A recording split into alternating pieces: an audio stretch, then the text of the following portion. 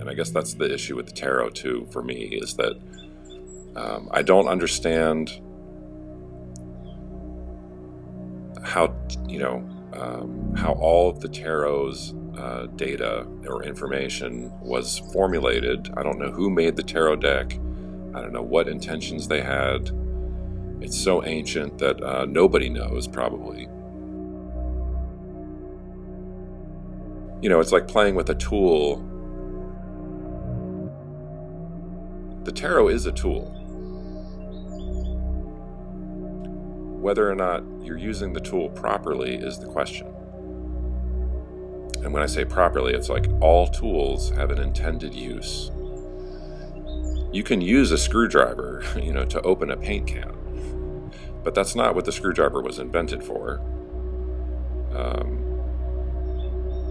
And you'd notice, if you use the screwdriver on a paint can, it's actually gonna damage the paint can a little bit. There is a proper tool that's not going to damage the paint can that you can use to open it, but you can use the screwdriver, And I guess that's how I see a lot of these things. The tarot is a tool. I'm not confident in my ability to wield that tool properly because I don't know what it was invented for.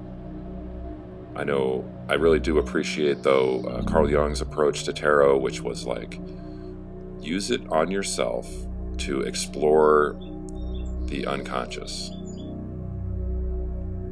And I think, exploring what lies underneath the surface of your own mind can be very fruitful. You can discover things about yourself, about people, about, life itself, just by trying to understand how your own mind works. And tarot, I think if you're using it without trying to divine the future, it can be really useful to try to explore the subconscious. But that's the only thing I'm really confident about with tarot. Just get out of God's way. Yeah, I agree. Yeah, that was, I think, my whole 20s and 30s. I was just getting in God's way. I was in my own way,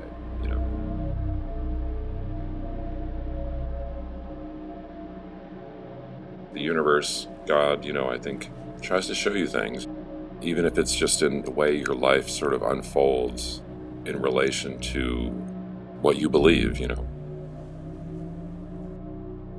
I believed that the universe was just a bunch of atoms and molecules, and my life kind of played out as if that was the case, because, my life kind of,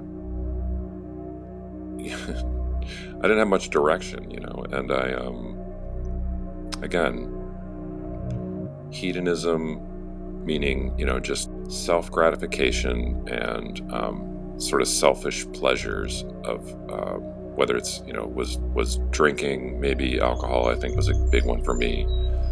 Women, sort of a big problem. I had some good relationships here and there, but most of the time I was just chasing. If I was really attracted to a woman, I would pursue her even if I knew that she was probably not good for me. And that was a big problem, when I was younger. I had these raging appetites that I didn't feel like I needed to have any discipline over them, and that's kind of how I guess I define sort of the hedonistic thing I'm trying to describe about my 20s and 30s was, low, not enough boundaries and limitations, and, I became addicted to not just alcohol, but to chasing women, and